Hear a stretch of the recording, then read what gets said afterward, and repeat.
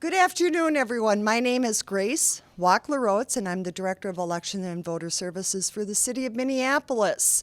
I did a press conference this morning at 5:30, and today I just want to give you some updates. Very positive, uneventful. It has gone very smooth. Lines are at a minimum. Our voters are being served. There has been no concern. As I mentioned this morning, we had a record amount of voters that have already passed their ballots, which was 166,961 ballots. With the combination of what we estimate in the polls, we have our election judges give us an estimate, plus what we've received in the mail in drop-off, and from our partners at Hennepin County, we've received an additional 39,915 ballots for a grand total estimate of 206,876 ballots cast. That is a 76% turnout, and these numbers were from approximately noon to 12:30, so that is wonderful. And to give you context on how successful this is and how many voters are getting out there and voting, in 2018, which we thought was a record-breaking year for a midterm, we had a grand total, the very end final total, of 207,114,000, or 76%. So we've already surpassing our totals in 2018. And you have to remember, in 2018, we only had 249,298 registered voters. In 2020, we're at 581 registered voters. So we are increased population, and we have increased our total turnout, and it's going to be a successful, and in the election world, a non-eventful one. We're serving our voters, and we're very excited and happy that things are running smoothly. In regards to those voters who have a mail ballot in hand, it's not too late. We still have our drop-off locations open until 3 p.m. They are staffed. They will verify that your signature envelope is current and accurate before we accept it to make sure it counts. After 3 p.m., the next option is to go to the polls and vote. All polling locations will be open until 8 p.m., and if there is any line, those who are in line will also be served. And with that, if there are any questions, I can take them. Otherwise, it's very short and sweet, and I appreciate everyone coming out. Questions? I might have missed this, but did you give numbers for the election in 2016? I haven't, but I can give it to you. In 2016, our total ballots cast was 219,832 for a 79% turnout. And in 2016, that was on 185 registered voters.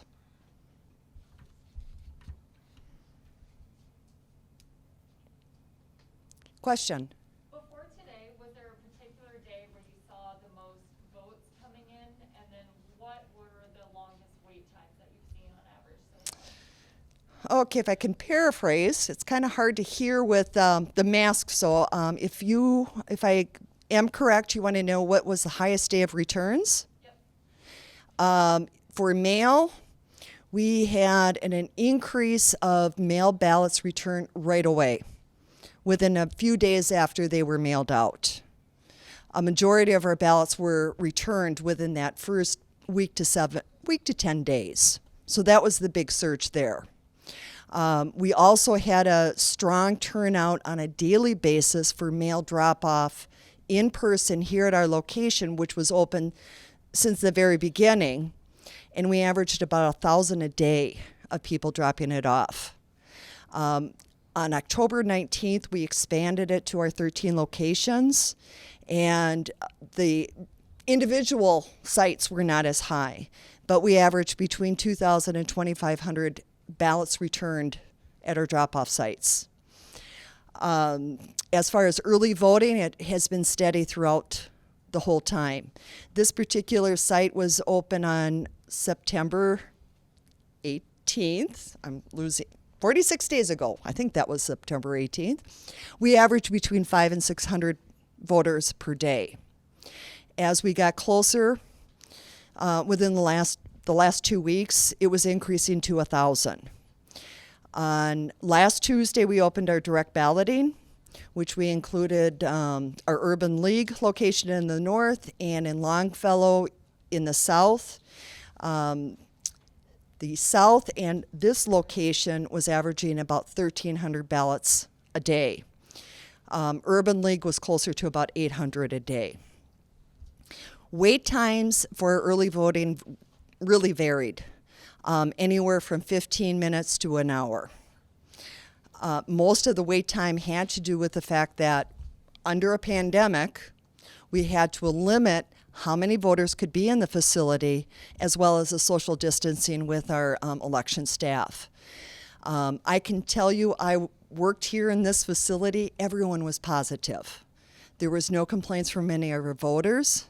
In fact, it was very rewarding on how many young adults I saw come to this facility voting for the first time. It makes it all worth it. So yes, there was wait times, but nothing out of the ordinary if you would consider any other presidential election. It was on par. Thank you. Mm-hmm. What about wait times today? How's that? What are you hearing? What are you hearing? Actually, no wait times. Of course, we had our normal traditional push at 7 o'clock where there was a line, but from our social media monitoring, everything we've received has been positive. They've been in and out. We have had 0 complaints with wait times. I was wondering if you could tell us anything about the demographics of who's voting today, just because so many people have already voted early as absentee. A big question is who is left to vote and hasn't already done so.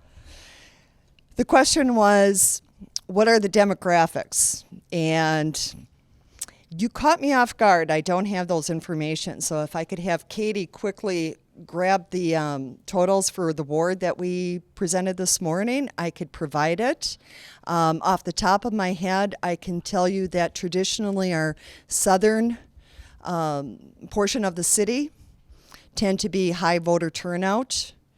And from my recollection, it was approximately 55 to 60% turnout in early voting. Those in the mid section of the city, I think, was closer to about 55% turnout.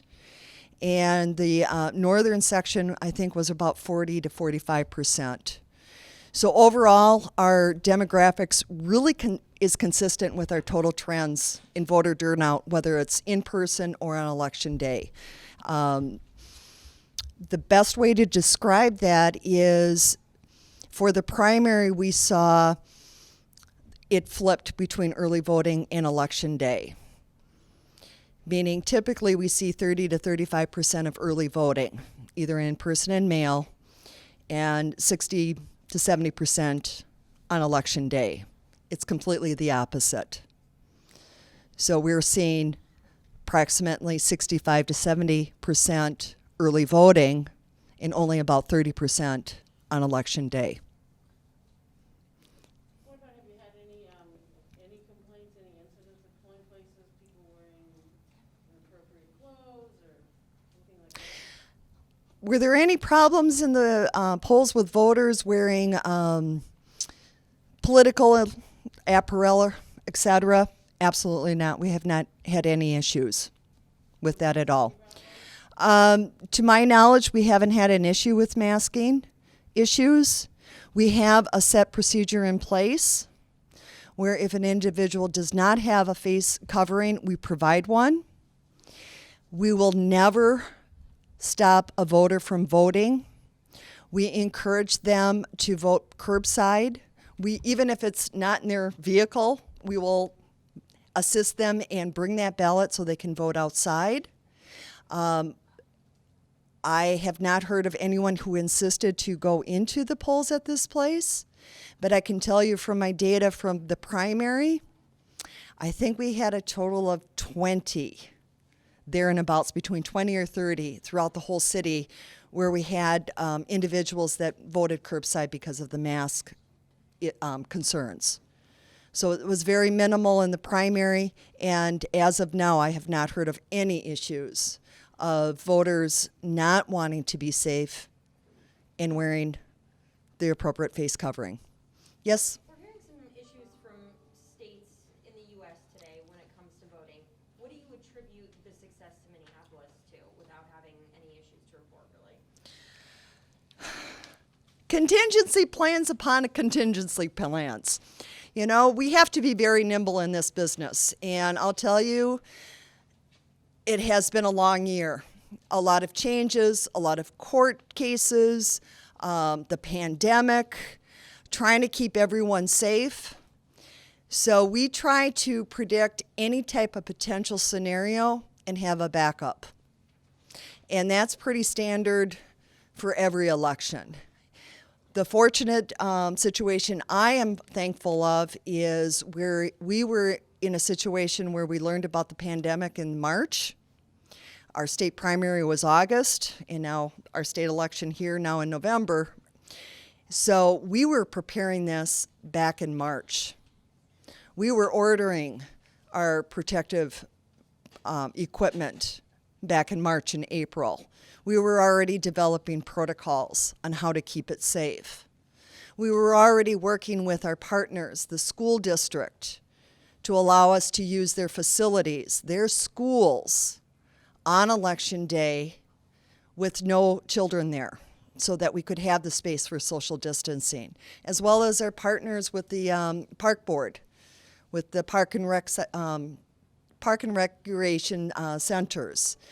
All our facilities, we worked in advance to ensure that on election day, we were the only ones there with the voters, so we could have that safe distancing. So the opportunity to prepare more longer than some of my colleagues was extremely helpful, as well as the partnership here in the city with sister departments as well as the school district and park board. That really saved us, and we're sincerely appreciative of that.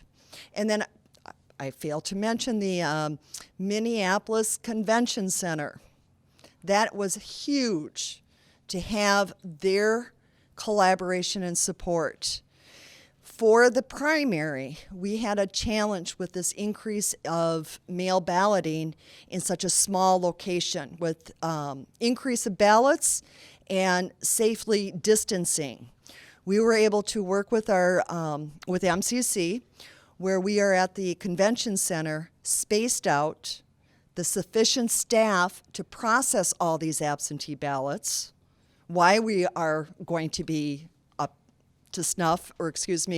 to date with our totals is because we had the capacity to have the number of staff we needed to do it in a safe environment.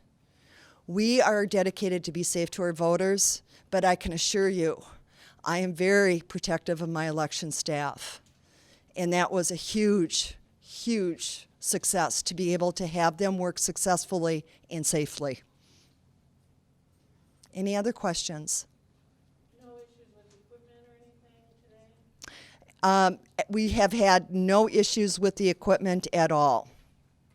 There was a slight slowdown with our electronic poll pads, just uploading because of the large volume of absentee records that had to be updated so that we could open.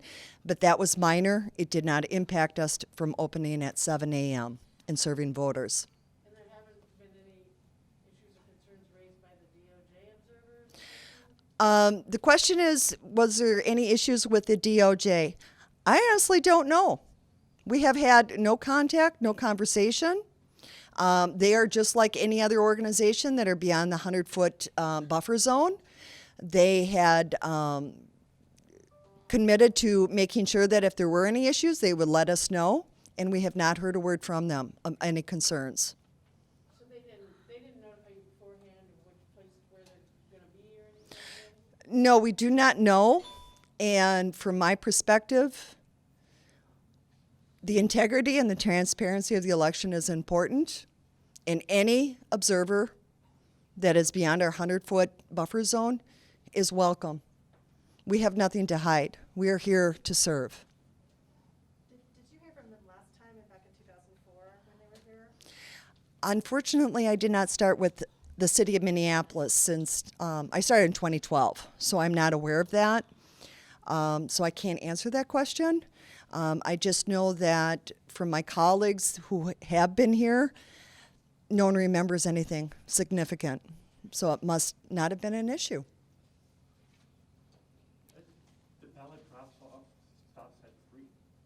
The ballot drop-off sites are, I didn't quite, When is that? our mail ballot drop-off sites will close 3 p.m. sharp. And then those ballot boxes are collected, and what's the process from there? We have extensive chain of custody in which every ballot is documented and secured, and with always in pairs of twos. They are delivered to our processing center to be accepted and processed, as we have for the last 2 weeks with our multiple sites. I had read anecdotally that attorneys for a few campaigns had contacted election officials in other states and other counties asking about security practices such as where ballots are stored, how machines are handled. Have any campaign representatives in any capacity reached out to your office to ask about any such thing? The question was, have any campaign organizations reached out to us about security protocols and machining maintenance and equipment? The answer is no. We have been in no contact. In fact, our public accuracy test was live streamed. It was very open and transparent. And I do believe you had another question here. I was hoping you could go through the numbers again that you went to at the top. You said the number, was it 39,915 casts today? In person, on top of the. Okay. In person, total cast 1,230, and then you said that was 76%, but then you went back and Okay. 2018 as well. All right. This morning I reported, Are I'll repeat it you, to make sure that we have the right numbers and accurate. So this morning I reported that we had accepted 166,961 ballots. Approximately 12 to 12:30 today, we have accepted approximately 39,915 ballots. That is a combination of what we received in our mail drop-off sites from Hennepin County and from an unofficial poll, so to speak, that we received from our precincts, which was a total of 36,534 ballots cast in the polls. So that is a sum of 39,915. For a grand total of 206,876. Got the right math? And you said that's 76% of eligible voters, Of our registered voters that we have, yes, registered voters. correct. And so what's the, but then you compared it to 2018. 2018, our final total was 207,114, which was also a 76% turnout, but our registered voters was less. So that number, that registered in 2018 was 272,581? That is our 2020 registered voter count. In 2018, the registered voter count was 249,298. And the point I'm with these numbers is to illustrate that because our population has increased, even though we have 76% at both times, we're referring to different totals of registered voters because we have more registered voters than we did in 2018. And I hope that helps. I'm not a math whiz, but I love data. Any other questions?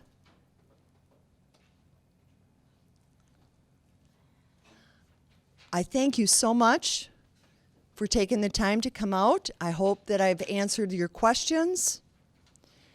Have a wonderful afternoon. Thank you.